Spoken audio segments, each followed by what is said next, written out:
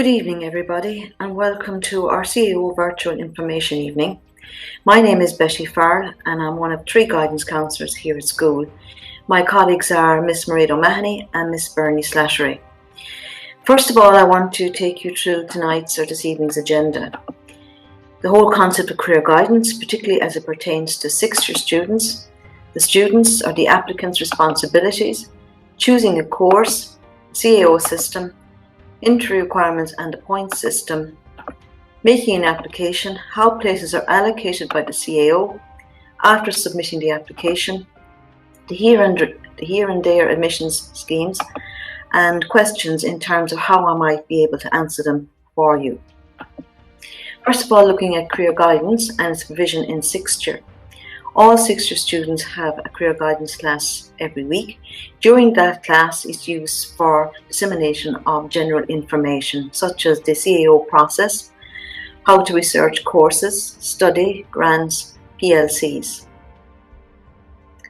Also, all in 6th year students receive an individual appointment with their guidance counsellor. Now that's an ongoing process. It started in October and will continue right through until January.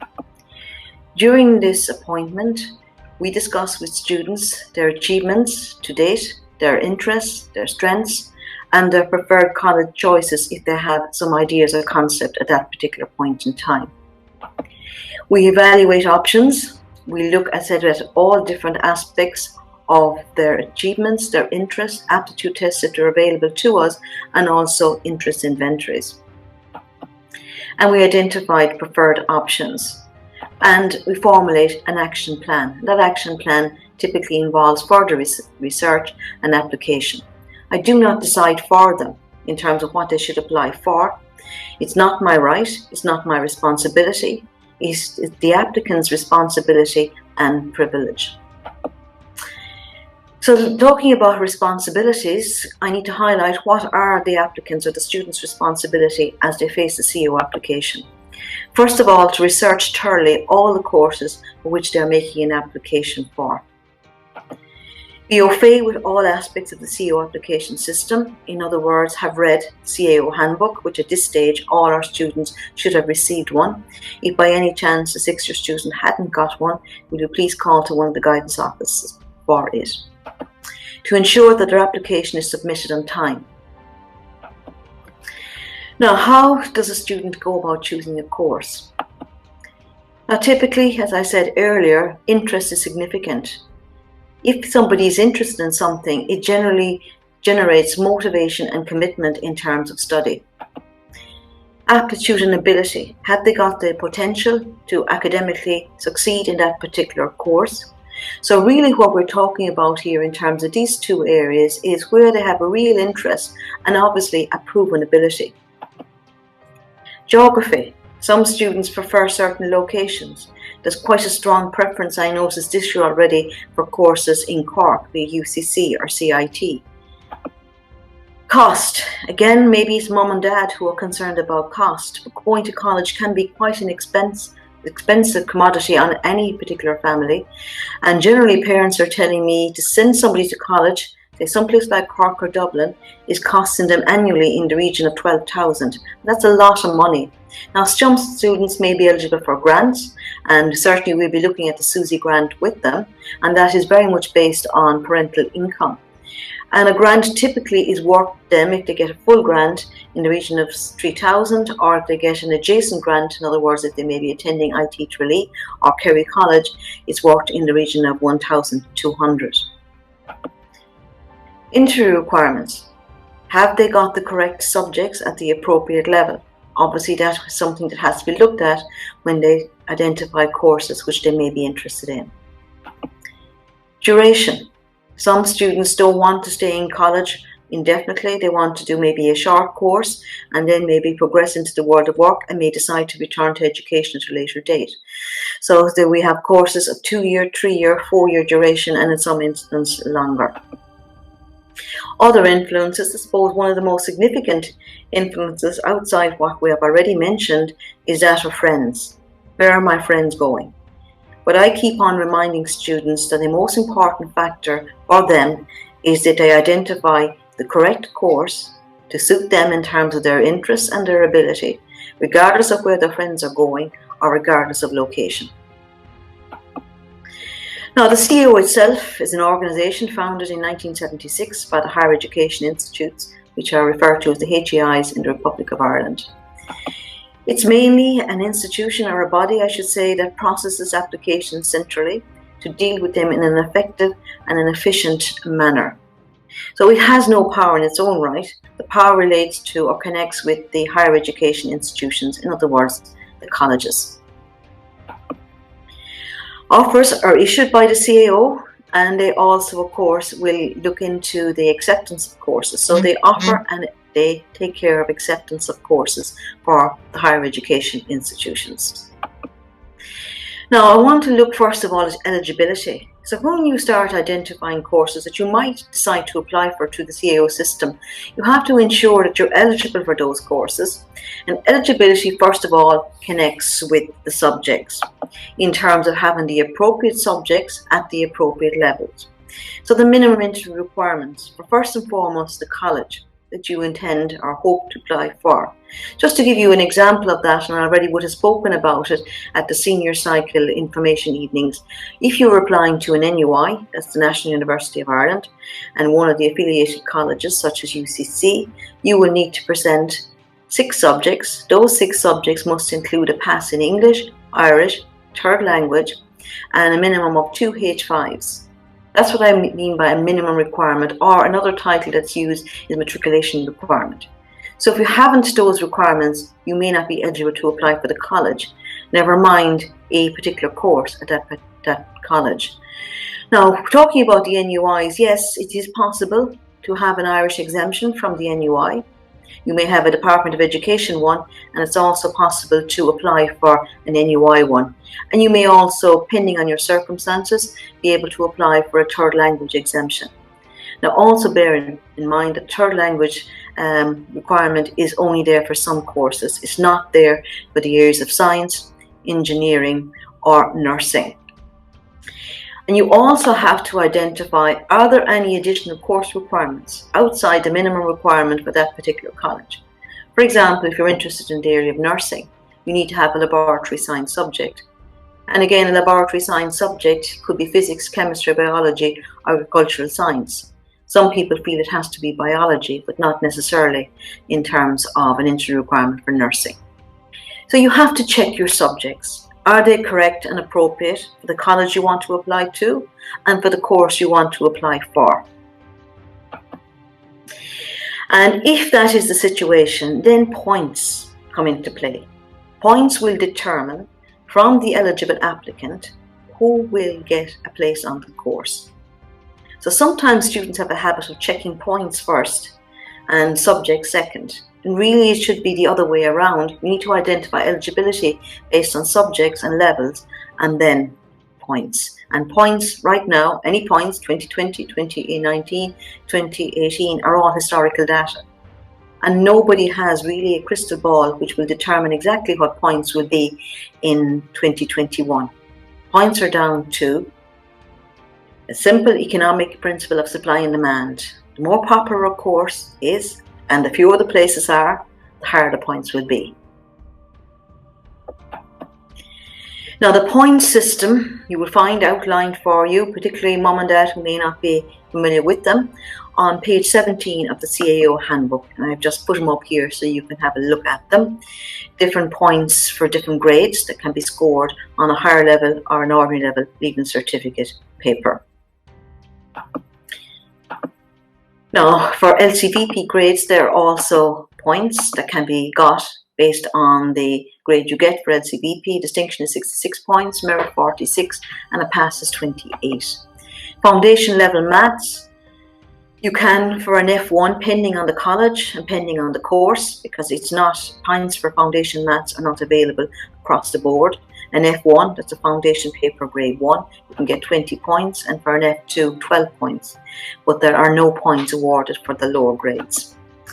Higher level maths, you may earn 25 bonus points for any grade for H6 and above. So a H6 up to a H1, you can get an additional 25 points. For H7, there are no additional points. Now, other requirements. So it's down to subjects. It's down to having the appropriate subjects at the appropriate level. But there are courses out there that will have additional requirements.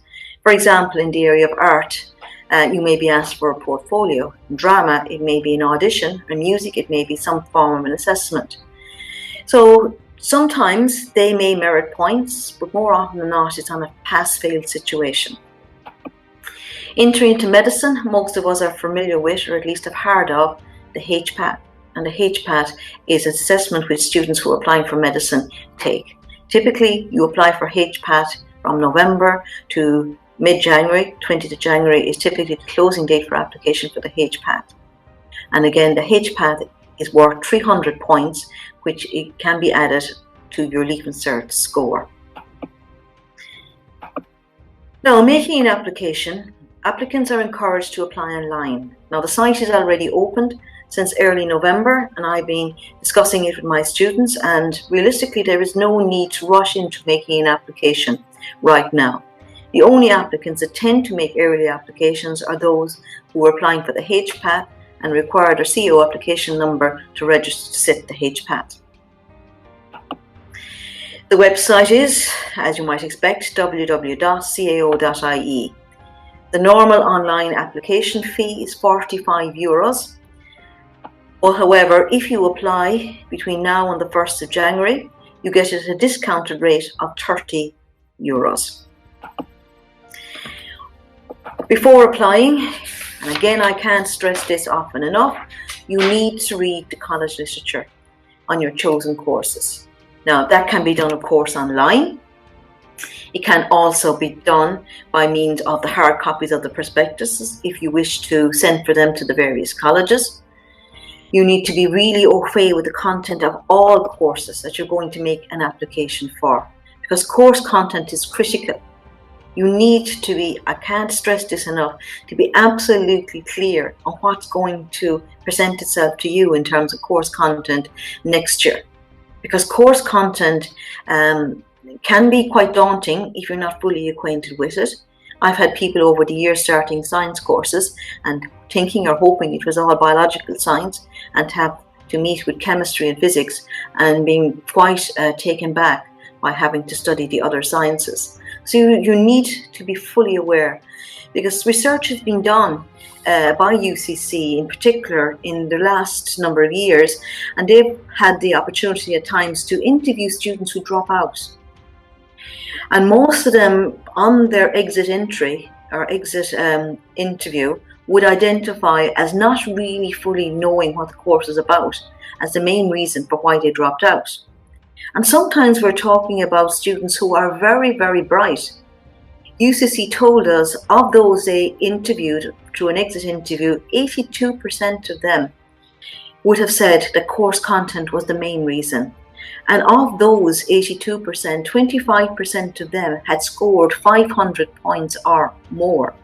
Now, they are real bright, intelligent young people, and yet they found themselves on the wrong course for a very simple reason: lack of research. Now, maybe they spent all their time working on their subjects, accumulating those points.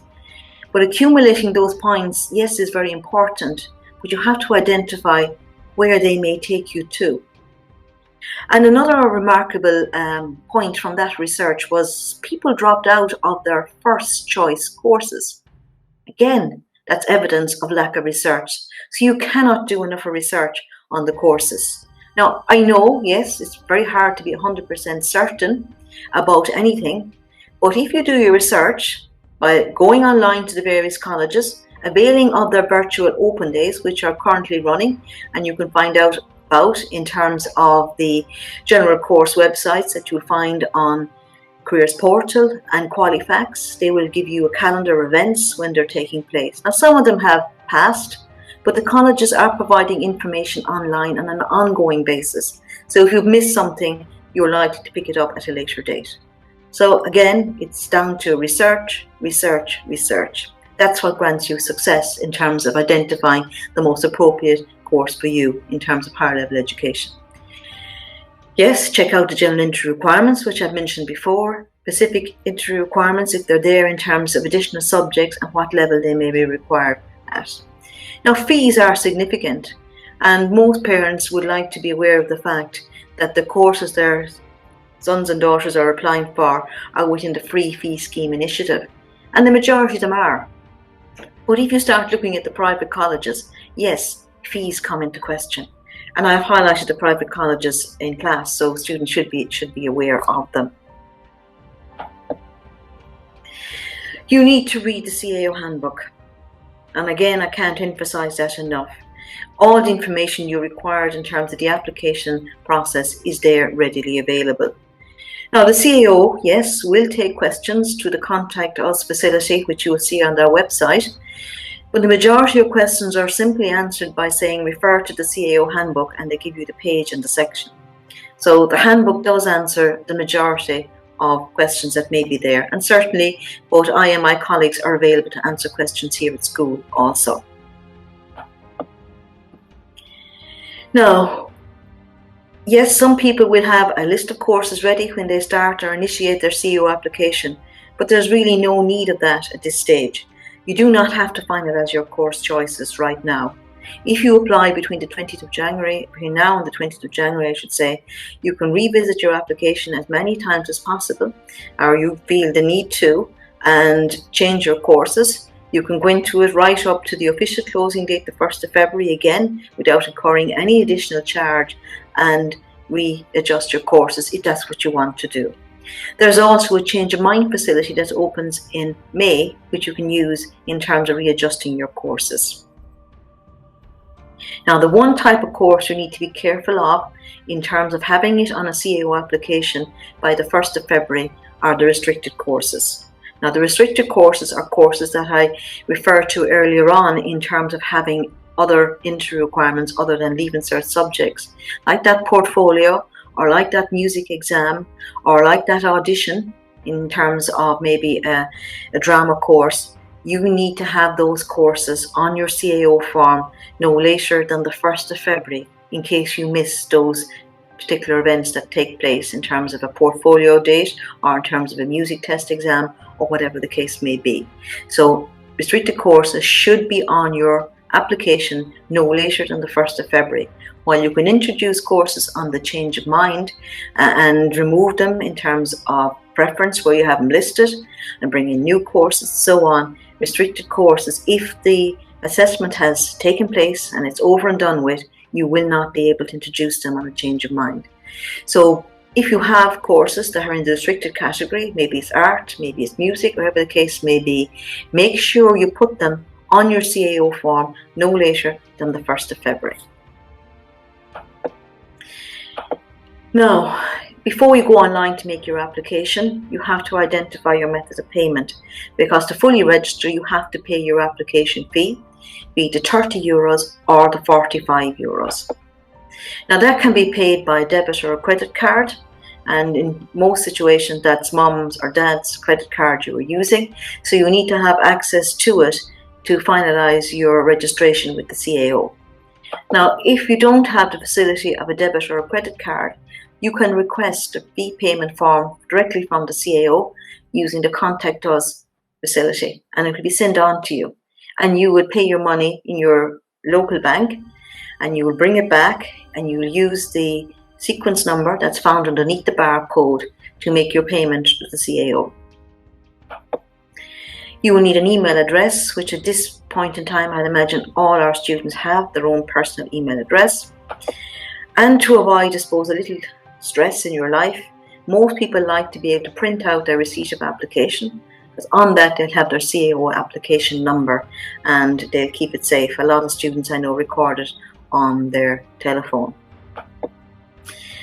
Now, use the interactive demo facility. In other words, it's a practice run, and it's available on the CAO website. We have been looking at it in class and we'll continue to do so. But it gives you a certain degree of certainty that you can do it and you're doing it correctly. The CAO application in terms of an online system is not difficult for anybody, even with limited IT skills. Now, when it comes to the CAO, we're talking about two separate applications on the one form. So what do I mean by that? The application is split between what's referred to as level 6, 7 courses and level 8. First of all, the level 6 and 7 courses. Level 6 courses are higher certificate courses, typically lasting 2 years in duration, and are found in the Institutes of Technology. Level 7 courses are what we refer to as ordinary degree courses. Typically they're of 3 years duration, and again they're found mainly in the Institutes of Technology. Now you can apply for up to 10 level 6, 7 courses. And sometimes people ignore the level 6, 7 courses, and they're often students who are quite intelligent, quite bright, and hope to do an exceptionally good Leaving Cert in the sense they feel it's not for them. Now, nobody knows what August will bring. Nobody knows what the Leaving Cert itself will bring, even in terms of what type of Leaving Cert we'll have. And really, you should take every opportunity open to you, because we are in a situation where we have a national framework of qualification and progression from level 6, 7 and upwards to level 8 and even beyond in terms of 9 and 10 is generally possible for most career paths. So take every opportunity in terms of application, use all possible avenues that may be available or open to you in terms of your career interests. Now the other application is the application for level 8 courses. They are the honours degree programs, and again you can apply for up to 10 level 8 courses. Now level 8 courses are found in the Institute of Technology and the universities. So they're found right across the board in all different types of higher education institutes. And that's the highest level which a Leaving Cert student can apply for in terms of the CAO. As I said, level 8 courses, yes, they can carry higher points than the level 6, 7 courses, being a higher level, but in some areas you will find some level 7 courses will carry higher points than the level 8 courses. And remember, play safe, apply for both types of courses in terms of your application, because sometimes the level 6, 7 course may take you to your career destination in a more efficient and effective manner than the level 8 course, which is not a high preference for you in relation to your CAO application. Now, board course lists should be filled out in order of genuine preference. Now, I have genuine preference in bold because that's highly significant that you understand what genuine preference refers to. It's not based on your predictions of what 2021 will bring in terms of points, because nobody can give you a dead cert advice on that in terms of what points might be expected to be in 2021. Now, I know points in 2020 in a lot of areas, particularly the more highly sought after areas, went up. And some people would claim that's connected to calculated grades, and possibly that was the case. We were also told by the colleges recently at the CAO conference that, while there was a fear that a lot of courses may have been deferred from 2020 to 2021, that has not been the case. So that may cause the point situation to be a little bit more lax than people maybe have expected for 2021, in the sense they won't be competing for a reduced number of places because they have been taken up by the deferrals from 2020. So the colleges have told us that the number of deferrals are on par with other years. In some instances, they are down. So students needn't have that concern that a number of places are going to be filled before they ever start or get off the starting line because of the deferred places. That doesn't seem to have or will be the case based on what we've been told by the various higher education institutes. So yes, the points may go back closer to what they were in 2019. We don't know. Regardless, you work on the concept of genuine preference, and that's what I'm going to explain to you now. So how are places allocated? So we will look just at level 8 courses, but remember we have 2 separate applications, and what's happening in terms of your level 8 applications is going to be happening also simultaneously to your level 7-6 courses. So the importance of an applicant placing courses in genuine order of preference will become apparent as I go through the following slides.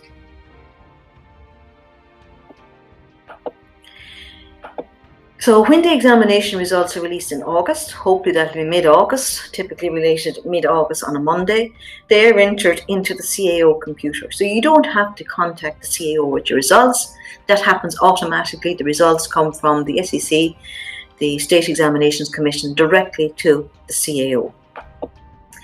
So the first thing that happens when they reach the CAO, the system in the CAO, the computer, checks each applicant's result for each course the applicant has applied for.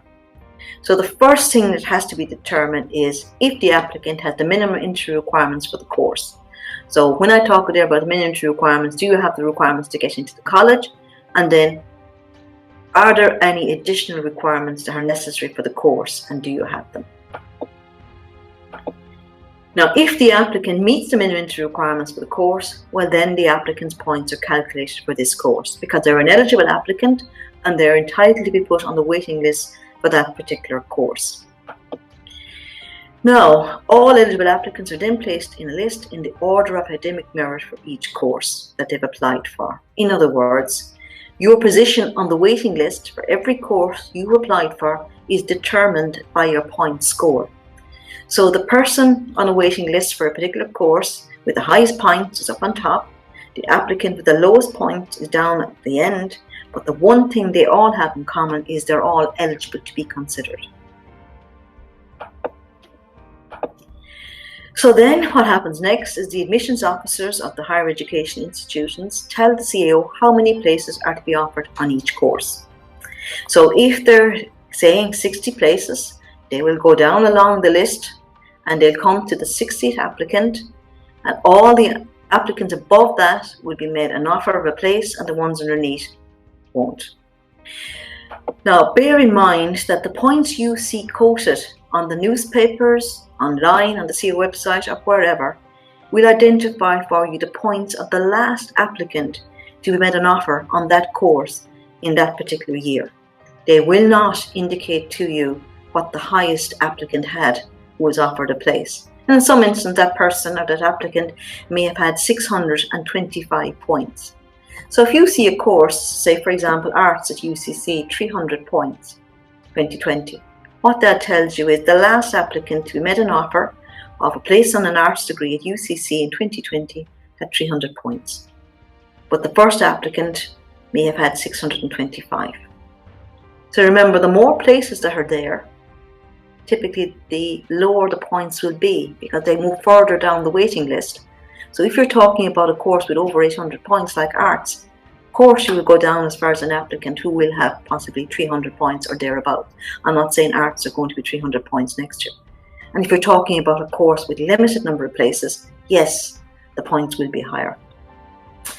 So the CAO then makes offers to the required number of applicants on each course, starting with the applicant with the highest points and working down until enough places have been offered. Should some applicants decline to accept their offers, these places become available in the next round of offers. They'll be offered to the next applicants on the order of merit list. So if places aren't taken up, well then they're there for the next lot of applicants on the waiting list. This process continues until all places on the courses are filled or until all eligible applicants on the order of merit list have been offered places. In the rare occasion, there are more places than applicants. But typically, it's the other way around, but it does happen occasionally. Now, I'm going to look at an example, and this example connects with UCC CK 101, which happens to be their arts degree. So we have a picture of black men or women, whatever way you want to describe them, scattered at random, and we have one red applicant in the center. So these are the applicants for CK 101 Arts in UCC. The examination results have not been released, so these applicants are in no particular order. And we're going to keep an eye on the applicant in red. So the results are out, and applicants have been checked for the courses which they've applied for in terms of eligibility, having met the minimum entry requirements and any additional course requirements, and they're now in a queue. And the queue is based on their point score. So we can see our applicant in the red, he is or she is in a position in each one of those lines that he'd applied for, and we'll see what will happen next. So this is when the admissions officers get to work and they identify to the CAO how many places are to be offered. So you start at the very top. CK101 is this applicant's first choice. And we can see he's below the cutoff point, which is the little blue line. All the applicants in green are going to be offered a place. So he's not, because he's not high enough on the order of merit. Go to the second preference, which is of course in UCD. In this case, again, we can see the blue line, that's the cutoff point. Our red applicant is above that line, so he will be made an offer, or she will be made an offer for the course DN 201. Now, what happens after that? The applicant in the red is offered his second preference, the highest preference that he has enough points for, and he will now disappear for the queues in all his lower choices. So the lower choices are gone at this stage. He will never, or she will never, be considered for a preference lower than the initial one. So if somebody gets their second choice, like we see here, third, fourth, fifth, sixth, they're all removed from his application. Now you can see from here that the applicant has remained on the waiting list for their first preference. Now the whole sense of genuine preference come into play here. So why would an applicant at any point at this stage be looking for a course underneath their second preference if it was genuinely pinned out in order of preference? The only other course this applicant should really want is the one above his initial offer, which happens in this case to be the first preference.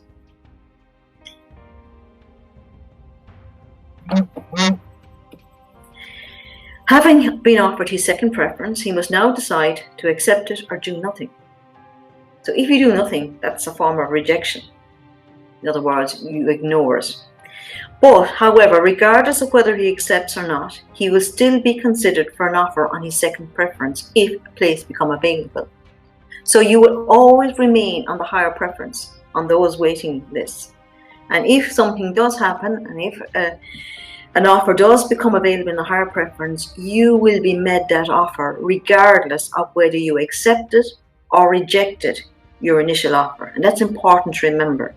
It makes no difference whether you turned it down or accepted your initial offer. You will always remain on the waiting list for the higher preferences, and if you become eligible for one, it will be made to you. And at that stage, you can decide, because people have different attitudes in terms of what they do at that point. If they're, in this case, if this applicant had went to UCD, maybe got accommodation, was settled in, and this offer comes in late September, they may decide, you know, UCD is great, I'm going to stay here, I'm not going down to Cork. That's their choice as well. You can keep what you have, but you can also decide to take the new offer if it comes, but the choice is yours at that point in time. Now, this person is exceptionally lucky because this doesn't always happen, and it's more rare than not. So in the third round of offers, 2 or more offers are made to CK101, and our applicant, who is at the top of the queue, now receives an offer. And as I said earlier, he may do nothing and remain on his Dublin course, or he or she may accept the offer and begin in CK101. But as I said, the choice is yours at that point in time. Now, I would warn you that in terms of offers in round 2 and round 3, they are there, but typically they are few, and they're not generally in the more sought after areas and high pointed areas like medicine or dentistry or pharmacy or primary teaching. They tend to be maybe in the courses that are a little bit less popular. So after submitting your application, what happens? If you apply online, your application number will appear on your receipt of application. So this number is a very, very important number, and it should be kept safe. As I said earlier, if you have your printer, print it, save it on your phone, whatever you like, but make sure you keep it safe. And you will also have your CAO account password protected. So your application is very much privy to you, and who you decide to share it with, if anybody, is again down to you. You will be sent a confirmation email, so you will certainly know that you're an applicant in the CAO. And if you apply online, you may change your course choices free of charge up until the February 1st. Now that is assuming you've made the application by the 20th of January. can still go back into it, have your number, have your password, and revisit it and change certain parts of the application right up until February 1st without incurring any additional charge. Now, between the 5th of February and March the 1st, there is an online facility to amend course choices. Now, it costs an additional €10, and very few students avail of it. The only students who avail of it typically are students who have missed out or forgotten or for some reason didn't apply for a restricted course. Now, a restricted course, again, is one that typically involves something else other than you sitting your Leaving Cert, like a portfolio, an audition, a music exam, or whatever else. So yes, that facility is there for you. I call it the cooling off period between February 5th and March 1st. If you are in a situation where you've forgotten something that's significant, you can go back in during that time frame and introduce it as one of your courses. Now, most students do wait until the change of mind. Change of mind opens up in May, and it goes right through until the 1st of July, 5:15. And there are no charges for a change of mind facility. And at that stage, you can revisit your order of preference. You can move courses up and down. You can get rid of courses. You can introduce new courses. It's up to you as long as they're not restricted. Now, sometimes people apply for restricted courses by the 1st of February, but then, as the year progresses, they realise maybe they didn't submit that portfolio, they've lost an interest in it, and they may decide to get rid of a restricted course on a change of mind form. And that's quite common. But remember, you can't introduce a restricted course on a change of mind. So there's no issue about getting rid of one. And to play safe at times, I do advise students, if they are interested in courses in the restricted area, that they have it on their form by the 1st of February. And then if for whatever reason they're no longer interested, get rid of it on a change of mind and introduce maybe another course that's not restricted in its place. Now, the important dates. And it's important, that maybe at times that not just students are aware of these dates, but also mum and dad. And just as I'm saying that now, for parents, I would suggest that on the CAO website, there is a link, or is there a section more to the point, for parents information. And it's quite useful for you to look at that in terms of reminding you of key dates that you may have to remind your son or daughter of. So I suggest you look at the CAO website, and on the left-hand side, you will see a tab, Parents Information. It's well worthwhile having a look at. So early online application, again, to get in there with a discounted fee of €30, 20th of January, 5:15. And they mean 5:15, and 5:30, you're outside of that scope. Now, you might as well do it because you don't have to have finalised your course choices, so there's no reason why you can't save yourself the €15. The normal application closing date is the 1st of February and it's 5:15, and that costs €45. So if you apply between the 20th of January, 5:15, and the 1st of February, 5:15, there is an additional €15. But you're still a normal, regular applicant, you're not a late one. Yes, after the normal closing date has elapsed, there is a late application system, and that closes on the 1st of May with an additional cost of €60. But realistically, I hate, and it hasn't happened very frequently, a Leaving Cert student coming to me to tell me that they're in the late category, because realistically, there is no reason why they should be. I know it can happen occasionally for a variety of reasons, but most of our students will be a normal applicant and they will have their application in by the 1st of February. Now, in May, you will get a statement of application record, typically towards the end of the month. Now, last year in 2020, in terms of the application season, it was online, and students were asked to check to make sure there were no errors or omissions.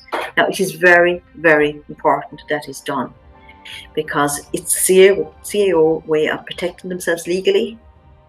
If they offer the applicant the opportunity of checking information and they don't do so, well, then they have no legal responsibility around it.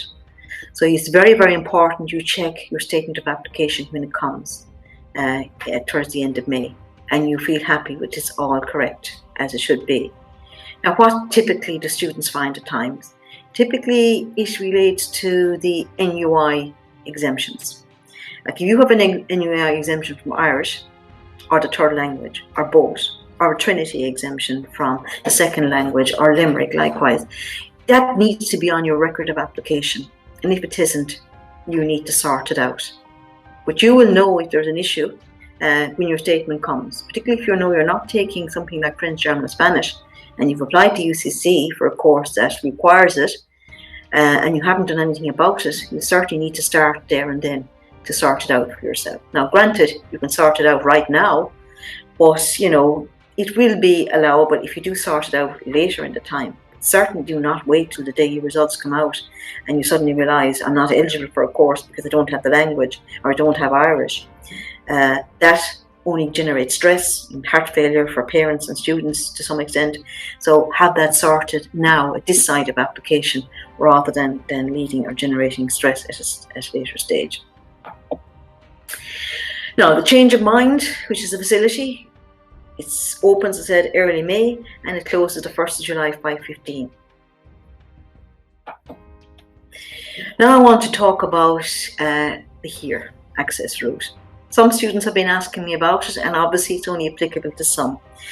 So the higher education access route is an admission route for school leavers who, for social, financial or cultural reasons, are underrepresented in third level education. So initially it was set up really to try and give everybody a fair crack at the whip in terms of college application. So an even playing pitch for all applicants applying to the CAO. So it's focused on social, cultural and financial reasons, and it's trying to allow students to somewhat overcome reasons of that description in terms of applying to college. So what colleges are in the HERE scheme? Quite a lot of them, almost all of them at this stage you will find in the CAO handbook.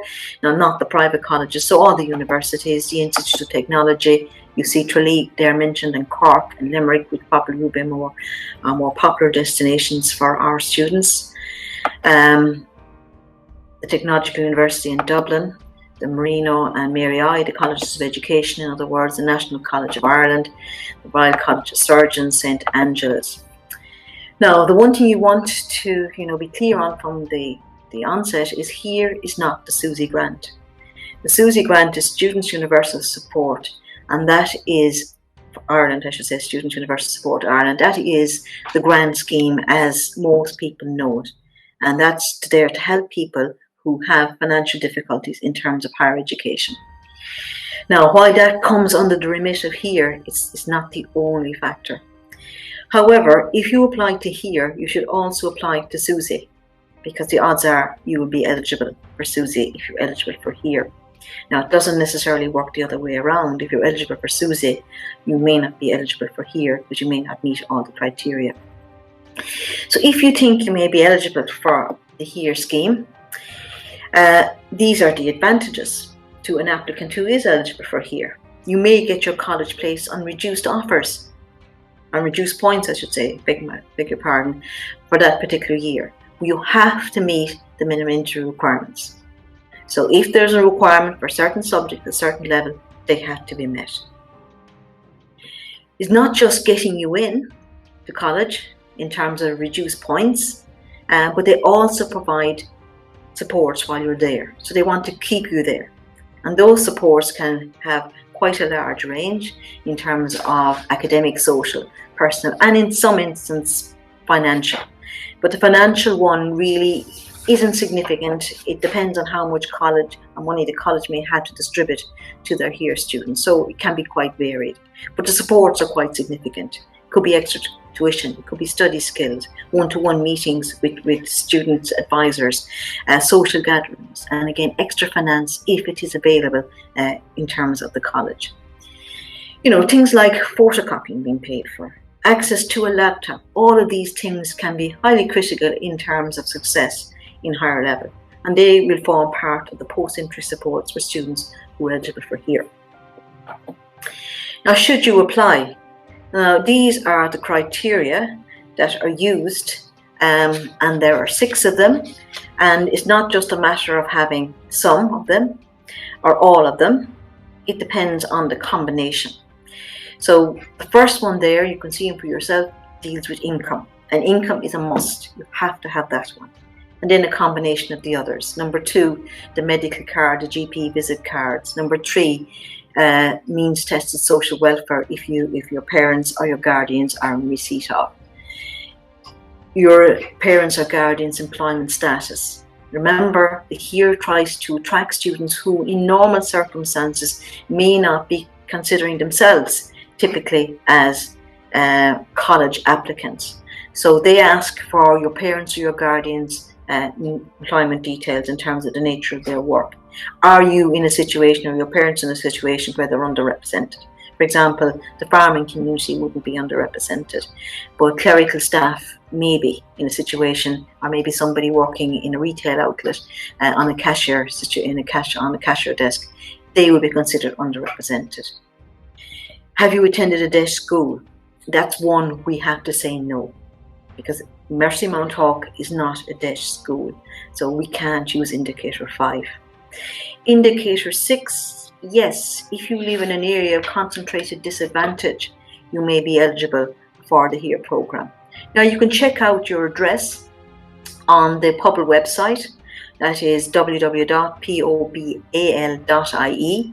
in terms of how your address is listed. If it's considered in an area that is disadvantaged, very disadvantaged, or extremely disadvantaged, you would qualify under number 6. So as I said, it's not just meeting the 6, it's meeting the correct combination. And if you look at the HERE information, you will identify the combinations that are permissible. So I will give you an example of one. You must meet indicator 1.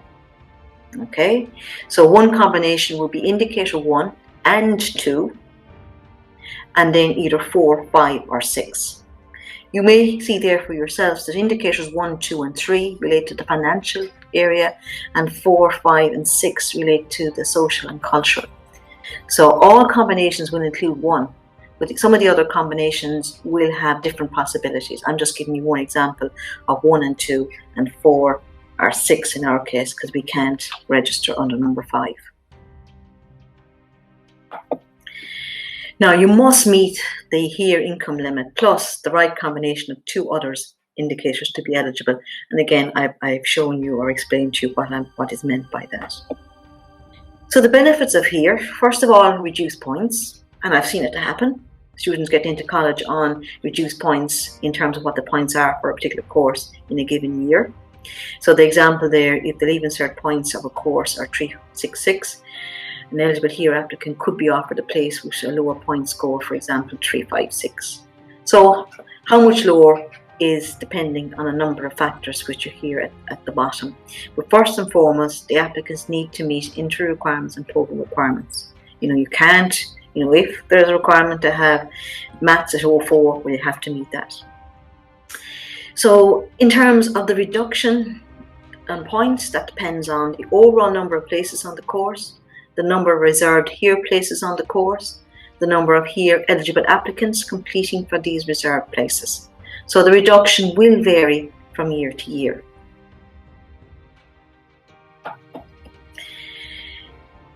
Now, when you apply for HERE, they will obviously need evidence of the indicators. And based on the information you supply, they will ask you to identify documents and to send them on to the CAO.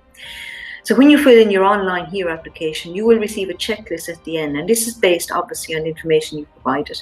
And that checklist will identify for you the documents that you will need to send to the CAO to complete your HERE application. Now you need to start getting those documents because some of them will take a length of time. And if you start contacting, tax office and so forth, looking for documentation, generally those documents aren't sent to you overnight. They may take a couple of weeks. So the recommendation is you should start gathering those documents in as timely fashion as possible before the 15th of February. And then you will send all documents on that checklist to the CAO, and they must reach the CAO by the 15th of March 2021. You just can't suggest or say to them, look, I couldn't because I didn't have the document on time.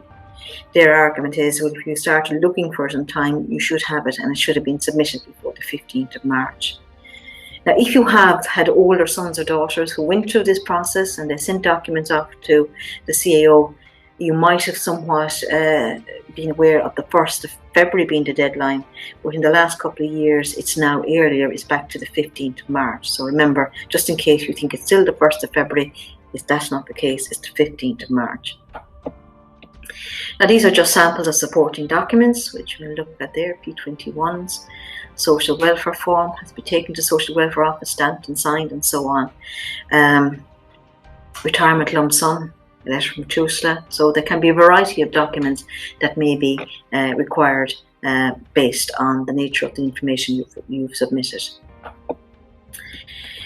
Now, helpful tips: study the HERE handbook carefully with your parents. Now, the HERE handbook, I have been showing it to people in class, and I will continue to do so for the groups I haven't met. You need to complete the online application correctly. So there is an online section. Yes, we will look at it on class, and that needs to be done accurately. And you know, the big mistake people make at times is, I suppose, overinflating the parental occupation. So state it as it is. Don't refer to manager if you're not a manager, because managers, and more to the point, offspring of managers are not underrepresented in college. So you're disqualifying yourself if you overinflate your occupation. So send good quality copies of all pages of the correct documents. They're not looking for original copies. Now, I would suggest any information in terms of documents you send to the CAO, you print or you write your CAO application number on each page. Just in case something goes astray, it can be connected to your application if your application number is on it. And submit all supporting documents requested. Don't, pick and choose. All of them need to be sent. And when you do post something to the CAO, you need to get proof of postage. So if there's an issue in terms of when it arrived in the CAO, in terms of the deadline, your proof of postage will certainly help your case in terms of identifying to the CAO it wasn't your fault, it was on post. So deadlines. CAO set deadlines, and that's their way of being fair to everybody. The deadlines have to be adhered to. If deadlines only apply to some and not all, there would be big issues right across the board in terms of the element of fairness. So deadlines are there, and they're there to be fair to everybody. Now, the next access route I want to talk briefly about is DARE, the Disability Access Route. It's a third-level alternative admission scheme for school leavers who have disability that had a negative impact on their second-level education. So the negative impact is critical, because somebody may have a disability and it may have had no impact whatsoever on their education. So again, DARE offers reduced points places to school leavers who, as a result of having a disability, have experienced additional educational challenges in second-level education. So the participating institutions are similar to HERE. Again, we have all the universities coming in, the Institutes of Technology, colleges of education, and so forth. So should you apply? And these are the reasons why you should apply. If your disability has a negative impact on your educational performance in school. Or the second one there, you may not be able to meet the points for your preferred courses due to the impact of that disability. And it is for a school leaver, in the sense the over 23s, which are mature applicants, are not considered under this scheme. Now, what type of disabilities are considered? As you can see there's quite an array of them, going from the ASD, the autistic spectrum disorders, right down to specific learning difficulties such as dyscalculia or dyslexic. But there are situations such as significant ongoing illness, which certainly will have a number of leaving certs being considered annually under. There's DCD. There's visual and hearing disabilities, physical disabilities. As you can see, there's quite a lot of them that students can be considered under in terms of the DARE application. Now, how is eligibility ascertained? There are two significant components to eligibility: meeting eligibility impact criteria and meeting evidence of disability criteria. So in other words, we start at the middle one, the evidence of disability. Your disability has to be diagnosed. and it has to be diagnosed by either medical personnel, psychologists in terms of a learning disability, or psychiatrists in terms of a mental health issue. GP is not adequate to diagnose a disability in terms of a physical or a medical one. He or she may be used if they have evidence of that disability from a consultant or a specialist and they refer to it in terms of the documentation they send in, and they must also send in a copy of it. So you can go to your GP if he or she has documentation that they submit that's based on a diagnosis made by a specialist or a consultant or whoever else that may be involved. But a GP, in his or her own circumstances, cannot supply the evidence of disability. So you must have evidence, there must be diagnosed evidence of that disability, whatever it is. Next, you must have evidence that has impacted your learning and it has made a difference to your performance in school. A combination of the two then is what grants you DARE eligibility. So to be eligible for DARE, you must meet both the DARE education impact criteria and the DARE evidence of disability criteria.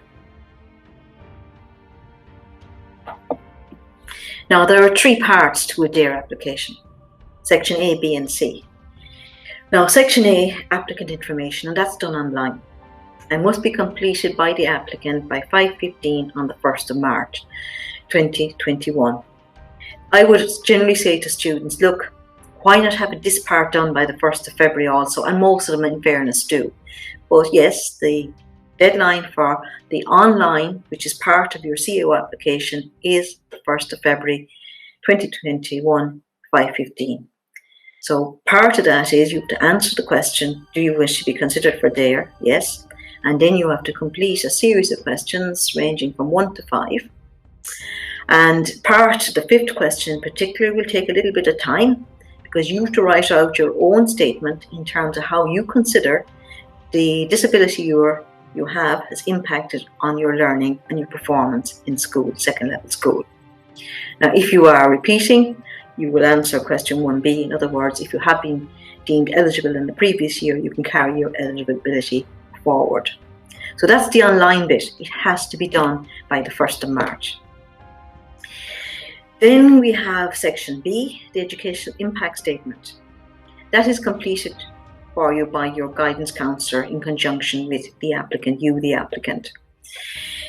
And that is a process which I personally and my colleagues undertake typically in January, when we've met each of our students on the one-to-one guidance appointments. When that's over and we're ready then to focus on education impact statements for DARE applicants. So don't worry, it will be done. It will be done in time.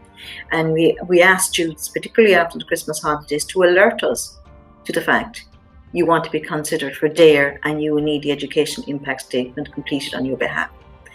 So it will be completed with you and your guidance counsellor, because obviously there can be impacts of your disability that I or my colleagues won't have any awareness of, and we need that awareness in order to do an appropriate education impact statement for you. And also personally, I will request, and my colleagues do as well, a copy of your own personal statement that you send to the CAO through the online facility. In other words, your answer to question 5, because obviously the two of them have to connect somewhat. Now, on Section C is evidence of disability. You can download the form, you can fill it out. There's one available online for you to fill out that you can give to the appropriate professional to fill in on your behalf. Or you could have an existing report. For example, if you're applying under a learning disability and you have a psychologist report, that report can be of any age, but if it is a learning disability, say for example you are dyslexic, you have to have scores, literacy scores, 2 of them, which have been tested since the 1st of February 2019. In other words, they can't be any more than 2 years old, at or less than 10 percentile. So literacy scores 2 on or less than 10 percentile. If there's something like dyscalculia, you will have to have 2 numeracy scores on or less than 10 percentile, or if you want to turn the percentile into a standardized score, the CAO looks at 81. So it's 81 in terms of a standard score, or it's 10 in terms of the percentile. I'm talking about at or below either one of those scores. Now that report can be any age, but the scores have to be done or achieved since the 1st of February 2019. Now some of the reports have an age limit, and they can't be any older than 3 years. For example, some of the medical, if you're applying under a significant illness, ongoing illness, your report can be no older than 3 years. In other words, it can't be done before the 1st of February 2018. Now, the education impact statement and your evidence suitability in terms of a report or whatever documentation you're using must be sent to the CAO by the 15th of March 2021. Now again, I suggest no matter what you send to the CAO, put your CAO number on it in case, again, of anything going astray. Now, your guidance counsellor will do the education impact statement for you and work with you through that process, but you will get it back, it will return to you, and the responsibility of posting it to the CAO to ensure that it arrives by the 15th of March, 5:15, rests with you, the applicant, not with the guidance counsellor or not with the school. So you've got to remember that is part of the applicant's responsibility to ensure that any supporting documentation gets to the CAO on time.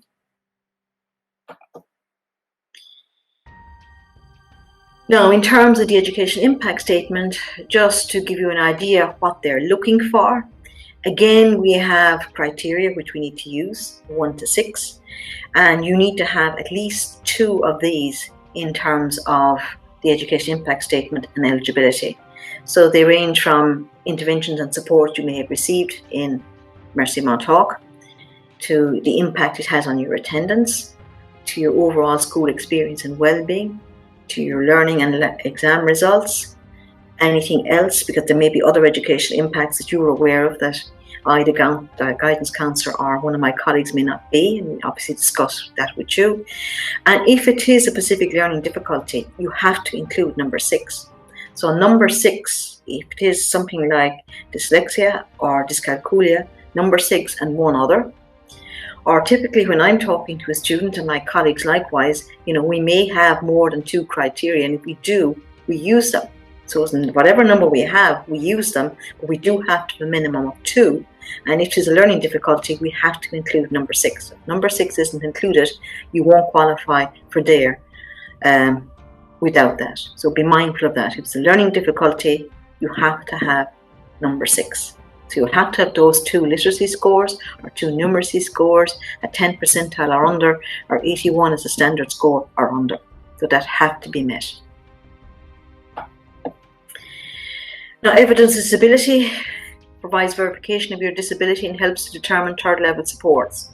So again, as I already mentioned, it could be an existing report. Nobody necessarily has to go off and get one if they have an existing one, depending on its age.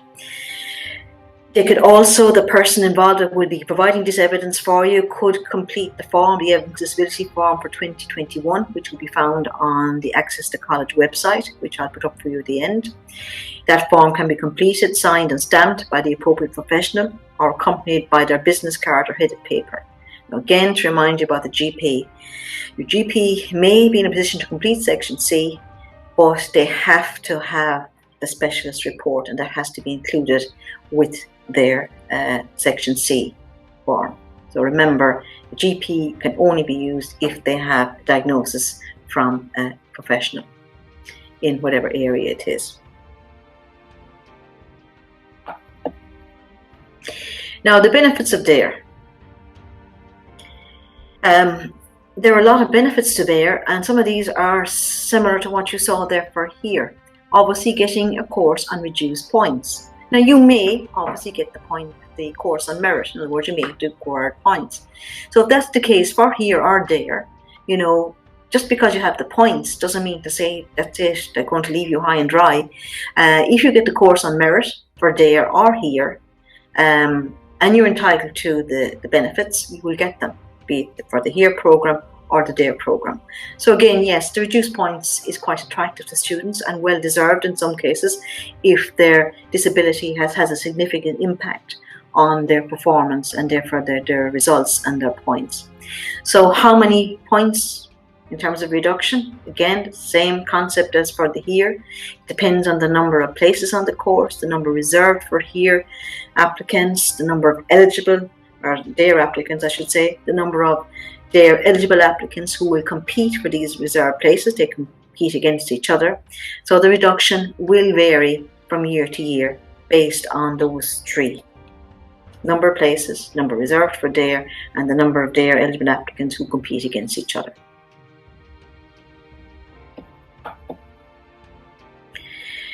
Now, the benefits of DARE: orientation programs at the start, when you start college. Now, by the way, these orientation programs that occur for DARE and HERE are mandatory. If you choose not to do them, you may lose your DARE benefits. So it's very, very important that if you're contacted because you've got a place through DARE, that you do whatever has been asked of you in terms of an orientation program. Learning support, assistive technology, that's what needed in terms of your disability. Library support, exam accommodations, maybe somewhat equivalent to what you may have got for your Leaving Cert or Junior Cert. Education supports worker, depending again on the nature of your disability, and again, there may be some additional academic tuition. Now, but I would have to say, sometimes people find they're not eligible for DARE for one reason or another.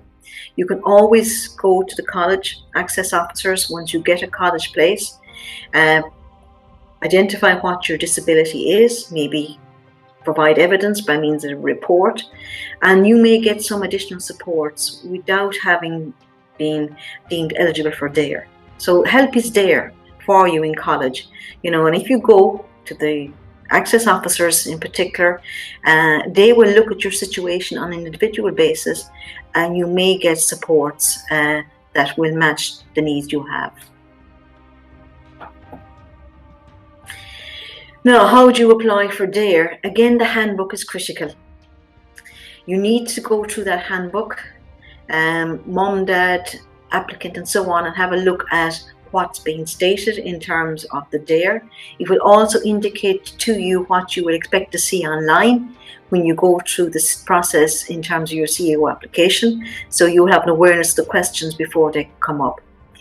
So review first of all, you should have your CAO application in by the 1st of February. DARE or HERE doesn't work in terms of a late application, so you have to be in the system as a normal applicant. Review your DARE handbook with your parents or guardians. Complete section A of the supplementary information form. That's the bit where you have to answer the questions 1 to 5, and that does include a personal statement in terms of how you considered your disability has impacted your learning and your performance. And that has to be in by the 1st of March 2021. Number 4, you should start gathering in your documentation in a timely fashion. Again, don't come to me the last days in February and say, look, I think I need you to do an education impact statement for me now. I will be asking you to alert me in January, so as that it will be done in an appropriate manner, and in a manner hopefully that will favour your application and be back on time to you to post to the CAO, so it'll get there by the 1st of March. So you need to submit your education impact statement and that, as I said, by the 15th of March. It's the 15th of March. It has to be returned to the CAO. I think I said the 1st of March there a second ago. So it's the 15th of March. It has to be returned. The online thing has to be done before the 1st of March. So helpful tips: study the DARE handbook carefully with your parents and guardians. You need to say yes to question 1 on the supplementary information form, in other words, you want to be considered for DARE. Speak to your teacher, and in the case of our school, your guidance counsellor, early about the statement, and I again suggest January. Request the required supporting documentation early. Copies is all you require, but they must be good quality copies. Submit all supporting documents requested. Don't send them piecemeal. Send the 2 documents together. Keep proof of postage. In other words, if any issue is raised about when you posted it, if it is late, that if you posted it within reasonable time to get to the CAO by the 15th of March, well then the onus won't be on you in terms of it being late. It'll be on post and your application will be accepted. And again, the deadlines are critical. You're putting yourself into a very difficult situation if your application goes in late. So watch the deadlines. Now the here and there timelines, as you can see, they're the same. Here or there and here closing date, the 1st of March. That's what you've got to do in terms of your CAO online application. Supporting documentation has to go in by the 15th of March in both cases. You will be notified of eligibility in late June 2021. Now, if you're turned down, you have the right to appeal, and the reviews and appeal application closes in some time. The date will be yet to be decided in July 2021. And you will get your offer the same day as everybody else get their regular CAO offer. There's no difference because you're a here or there applicant. You will get your offer in the same manner as everybody else. Now, the orientation weeks that are run by the colleges are very, very significant in terms of attendance, and you may nullify your there or your here eligibility, and you may put yourself in a situation where your course is cancelled if you don't go to the orientations weeks. So again, late August, early September, depending on what the college decides, are the orientation weeks, and they are mandatory. Now, there are information days, or there used to be information days, for we're in a new year now. It's expected that all of these are going to go online, and they're going to be virtual information days. And the day that's pinpointed always is the first Saturday after the Christmas holidays. It still is, or it appears to be, the 9th of January 2021, and from 10 a.m. to 2 p.m. Now, more information on that will come up at a later stage. And, you're asked to keep an eye on accesscollege.ie for those dates. And they can be locally based as well as nationally based. So keep an eye on the information days that may occur around there and here. And a lot of those will tend to be a situation where individuals can be dealt with in terms of their own particular situation and advice that may be necessary in terms of their own individual application. Now, remember, you can apply for both here and there. It's possible to be eligible for both, and if you are, you're given priority over somebody who's eligible just for one or the other. Now, useful websites, the CAO website, which I've already referred to, the accesscollege.ie is the one you should be using for the here and the there. Now, I do not get surplus books, handbooks for the here or the there into the school. So if you want one, go to accesscollege.ie and you can print one out. And they are really necessary if you're going to make a here or there application in terms of identifying what's needed in terms of online information, in terms of documents and so forth. So it's very, very necessary you get your here or your there handbook. Qualifax is a good website for general course research, and I've been encouraging students to use it and showing them what's involved when I meet them on a one-to-one basis in particular. Careers Portal, and another excellent site in terms of general college research and course research that I encourage students to use. Now, your son or daughter should be aware of these websites at this point in time, and they should be using them actively in terms of college research. Now, CAO has a search engine as well, which can be used in terms of identifying courses connected with your interests. So there's lots of ways of getting information. The prospectuses, the websites, individual college websites, the CAO itself, Qualifax, the Careers Portal. So there's loads and loads of information out there, and obtainable information that can easily be got.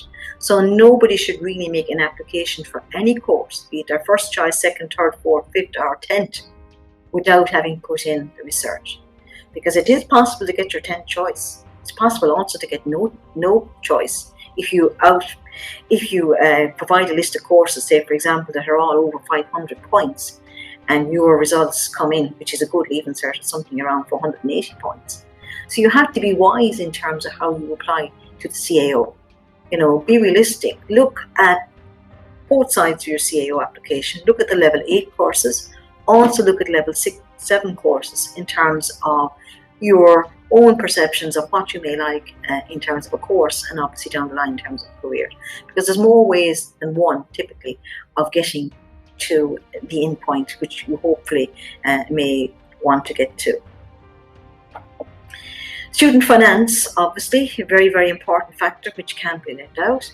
And student finance, the website is very useful. And the SUSI website.